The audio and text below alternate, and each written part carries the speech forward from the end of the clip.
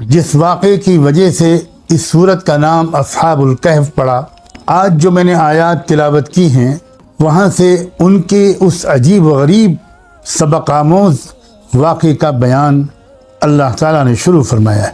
ایک سوال ذہنوں میں پیدا ہونا چاہیے ان آیات کی وجہ سے جن کی تشریح پچھلے دروس میں کی گئی، جس میں یہ بتایا گیا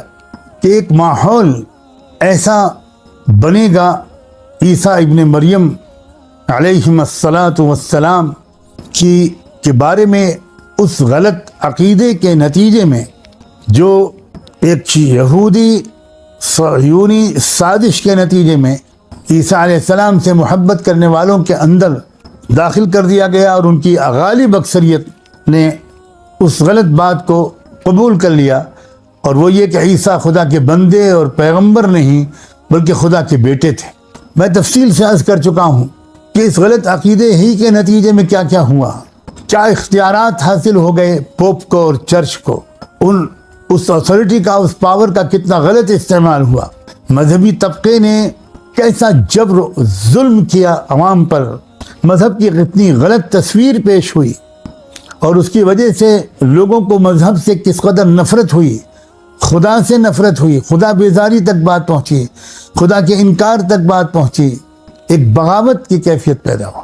پروٹیسٹنٹ تحریک، اور اس کے بعد پھر اس سے آگے بڑھ کر وہ کمیونزم جس میں خدا کا انکار، وہ سب کچھ دراصل اسی ولدیت عیسیٰ کے غلط عقیدے کے نتیجے میں تھا۔ اور یہی تو کہا گیا تھا کہ اس کے جو مہیب اثرات نتائج مرتب ہوں گے، اے ہمارے پیارے نبی تم کیا ان نتیجوں کو سوچ سوچ کر اپنی جان دے دو گے؟ تو یہ ان نتیجوں کا بیان ہو چکا ہے، میں ان کو اس وقت دہرانا نہیں چاہتا، کہ جو پھر مادیت کا غلبہ، روحانیت سے دوری، حیوانی تہذیب کا گھر گھر ہر کچے پکے گھر میں پہنچ جانا، یہ مغربی تہذیب جو دراصل فتنہ دجال ہے، یعنی اسی کے نتیجے میں ولادت عیسیٰ کے بارے میں جو عقیدہ آیا، یہی دنیا کو چلتے چلتے اس ماحول تک پہنچا دے گا جو ماحول دجال کے آنے کے لیے ضروری ہے، دجال کو جو ماحول درکار ہے، اور یانیت کا، بے حیائی کا، خدا کے انکار کا، مادہ پرستی کا، ظاہر پرستی کا، محسوس پرستی کا، غیبیات کے انکار کا، روحانیات سے دوری اور وحشت کا، اور صرف پیسہ اور صرف پیسہ اور صرف پیسہ۔ تو ایک سوال یہ پیدا ہوتا ہے نا کہ جب وہ دور آ جائے گا اور ایسا ماحول بن جائے گا، مادیت کا ایسا غلبہ ہوگا، فتنہ دجال چھا جائے گا، تو اس وقت تم اپنے آپ کو اس فتنے سے کیسے بچاؤ گے؟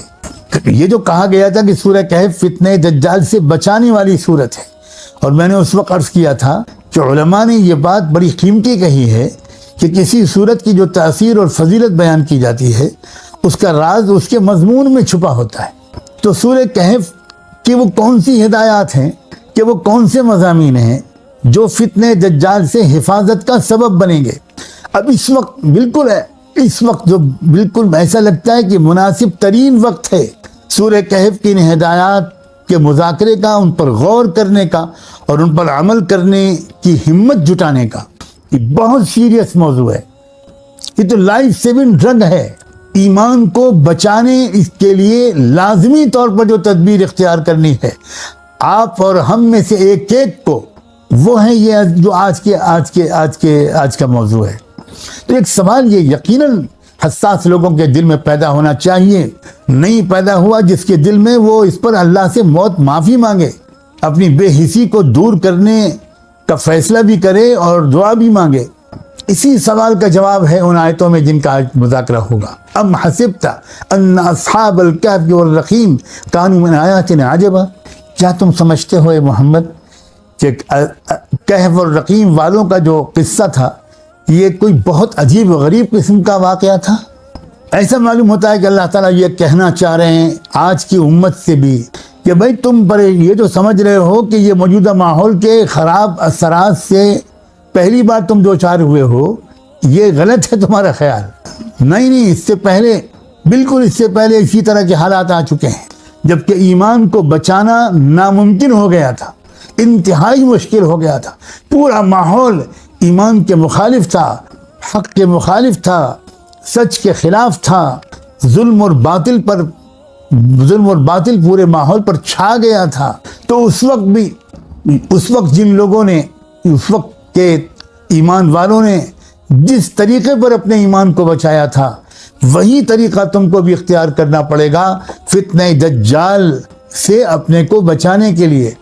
ماحول کی سینکڑوں اور ہزاروں خرابیوں سے اپنے کو بچانے کے لیے۔ میں یہ سوچ سمجھ کر لفظ اللہ کی توفیق سے بول رہا ہوں، ماحول کی ہزاروں خرابیوں سے میں کن کن خرابیوں کا تذکرہ کروں؟ اس وقت کے ماحول کی ہزاروں بلکہ لاکھوں مہلک خرابیوں سے بچانے کی وہی تدبیر اختیار کرنی پڑے گی جو اصحاب کہف نے کی۔